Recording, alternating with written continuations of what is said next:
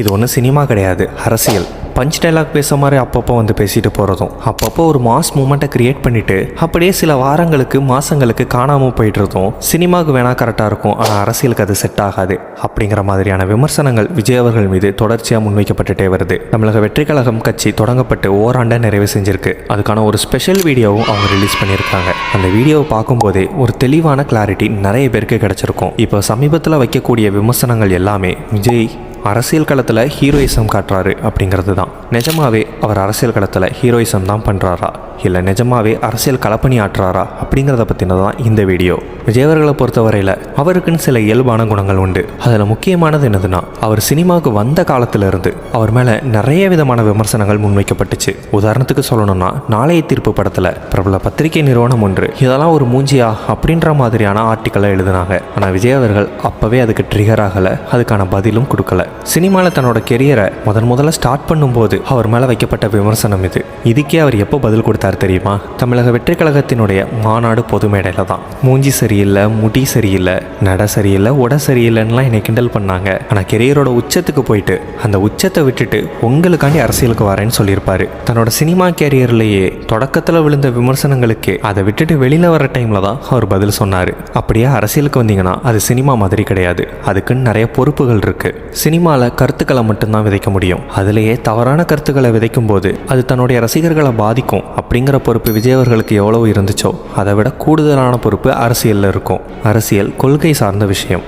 அவரை லட்சக்கணக்கான பேர் பின்பற்றுறாங்க. அரசியலை பொறுத்தவரையில் விஜய் அவர்கள் அவசரமாக செயல்படுறதுக்கு பதிலாக நின்று நிதானமாக தமிழகத்தில் நடக்கக்கூடிய முக்கியமான பிரச்சனைகளை லிஸ்ட்டு போட்டு அதில் சில விஷயங்களுக்கு முன்னுரிமை கொடுத்து அதுக்கான கல அரசியலுக்கு ப்ராப்பராக பிளான் பண்ணி கொஞ்சமாக ஸ்டெப் எடுத்து வைக்கிறாரு. இதெல்லாம் பார்க்கும்போது அரசியலில் இன்னைக்கு சூழ்நிலைக்கு அவர் எப்படி விமர்சனம் பண்ணாலும் சரி, அது எதுக்குமே ரியாக்ட் பண்ணாமல் அவரோட ஃபோக்கஸ் முழுக்க 2026 சட்டமன்ற தேர்தலில் தான் இருக்குது. ஆனால் அதுக்காக அவர் அலட்சியமாகவும் இல்லை. அவர் மீதும் தமிழக வெற்றி கழகத்தின் மீதும் வைக்கப்படக்கூடிய விமர்சனங்கள் எல்லாத்தையும் நோட் பண்ணிட்டு வராரு. அவர் மேல வைக்கப்படக்கூடிய விமர்சனங்களுக்கு அவர் அடுத்தடுத்து கலந்து கொள்ளக்கூடிய பொது மேடைகள்ல ரொம்ப பெருசா எக்ஸ்பிளைன் பண்ணாம நறுக்குன்னு 4 வார்த்தையில அந்த விமர்சனங்களுக்கு எல்லாத்துக்கும் பதில் சொல்லிட்டு போயிட்டாரு. உதாரணத்துக்கு சொல்லணும்னா, விஜய் அவர்களுக்கு அரசியல்ல அனுபவம் கிடையாது. அவர் கட்சியை தொடங்கினாலுமே கூட அதை அவரால் வெற்றிகரமா நடத்த முடியாது. தேர்தலில் நின்னா கூட ஜெயிக்க முடியாது. அவர்கிட்ட என்ன கொள்கைகள் இருக்கு, என்ன கோட்பாடுகள் இருக்கு, கல அரசியல்னா என்னன்னு தெரியுமா? ஒர்க் ஃப்ரம் ஹோம் மாதிரி வீட்டில இருந்தே அரசியல் பண்ணிக்கிட்டு இருக்கிறாரு. மக்களுக்கு உதவி செய்யணும்னா கூட மக்கள் இருக்கிற இடத்துக்கு தேடி போகாமல் மக்களை தான் இருக்கிற இடத்துக்கு தேடி வர வைக்கிறாரு. கல அரசியல் பண்ணுறதே இல்லை. பத்திரிகையாளர்கள் கிட்ட சந்திப்பு நடத்துறதே இல்லை. இதில் பலவிதமான விமர்சனங்கள் முன்வைக்கப்பட்டுச்சு. ஆனால் இது அத்தனைக்கும் பதிலும் கொடுத்தாரு. இந்த அத்தனை விமர்சனங்களையும் அவர் எடுத்து வச்ச ஒரு அடியும் அரசியல் பயணத்தில் அவருக்கு வெற்றி பாதையாக தான் அமைஞ்சிருக்கு. இதில் இன்னும் ஒன்று தான் பாக்கி இருக்கு. அது என்னன்னா, பத்திரிகையாளர்கள் சந்திப்பு. ஆனால் அதற்கான ஏற்பாடுகளும் மிக விரைவில் நடக்கும் அப்படின்னு எதிர்பார்க்கப்படுது. அதே மாதிரி கட்சி சார்ந்த விமர்சனங்கள் வருதுன்னா, சர்ச்சைக்குரிய செய்திகள் இணையத்தில் பரவுதுன்னா அதற்கு உடனடியாக கவனம் செலுத்தி அதுக்கான கிளாரிஃபிகேஷனை அவர் கொடுக்காட்டினாலும் கட்சியினுடைய பொதுச் செயலாளர் ஆனந்த் அவர்களை வச்சு உடனே கிளாரிஃபிகேஷன் பண்ணிடுறாரு. உதாரணத்துக்கு சொல்லணும்னா, தமிழக வெற்றி கழகத்தில் முக்கியமான பொறுப்புகள் வாங்கணும்னா 15 லட்சம் ரூபாய் வரைக்கும் பணம் கேட்குறாங்க அப்படின்னு ஒரு குற்றச்சாட்டு முன்வைக்கப்பட்டுச்சு.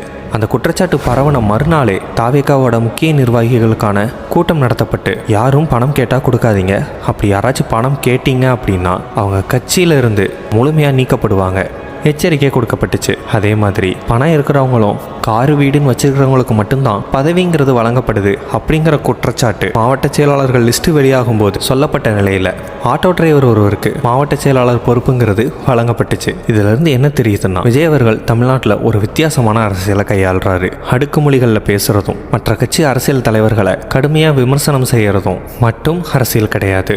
மாறா தமிழ்நாட்டில் நடக்கக்கூடிய பிரச்சனைகள் என்னென்ன, அடுத்த தலைமுறைக்கு எந்தெந்த விஷயங்கள் பண்ணால் ஆக்கப்பூர்வமாக இருக்கும், தான் மீதும் தன்னோட கட்சி மீதும் வைக்கப்படக்கூடிய விமர்சனங்கள் என்னென்ன, அந்த விமர்சனங்களை மக்கள் முன்னாடி எப்படி அடிச்சு நொறுக்கிறது, இப்படின்னு தமிழ்நாட்டில் நடக்கிற எல்லா விஷயங்களையுமே சைலண்டாக அப்சர்வ் பண்ணி அதற்கான விளக்கம் கொடுத்து நேரத்தை விரயம் செய்யாமல் தன்னோட அடுத்தடுத்த பொது மேடைகளில் பொதுத்தலங்களில் அதற்கான பதிலை விஜய் அவர்கள் தொடர்ச்சியாக கொடுத்துக்கிட்டே வராரு. தமிழக வெற்றி கழகம் ஓராண்டு நிறைவு செஞ்ச அந்த ஸ்பெஷல் வீடியோவை பார்க்கும்போதே அதில் இருக்கிற ஒரு பாயிண்ட்டும் இன்னைக்கு தேதிக்கு தமிழ்நாட்டில் நடக்கக்கூடிய பிரச்சனைகளை பற்றி பேசக்கூடிய அல்லது பேசின பாயிண்ட்ஸ்களாக மட்டும்தான் இருக்கும். பரந்தூரில் தன்னோட முதல் கல அரசியலை தொடங்கின விஜய் கூடிய விரைவில் தமிழ்நாட்டில் இருக்கக்கூடிய அனைத்து பகுதிகளுக்கும் சுற்றுப்பயணம் மேற்கொள்ள போகிறதா சொல்லப்பட்டுட்டே வருது. இன்னும் தேர்தலுக்கு 10 மாத காலங்களே இருக்கிற நிலையில் விஜயனுடைய அடுத்தடுத்த அரசியல் நடவடிக்கைகள் எப்படிலாம் இருக்க போகுது அப்படிங்கிறத தமிழ்நாடு மக்கள் பார்க்கறதுக்கு ரொம்பவே ஆர்வமாக இருக்கிறாங்க. இதை பற்றி நீங்கள் என்ன நினைக்கிறீங்கன்றத கமெண்டில் சொல்லுங்கள். இது மாதிரியான மோர் இன்ஃபர்மேஷனுக்கு நம்ம சேனலை சப்ஸ்கிரைப் பண்ணிடுங்க.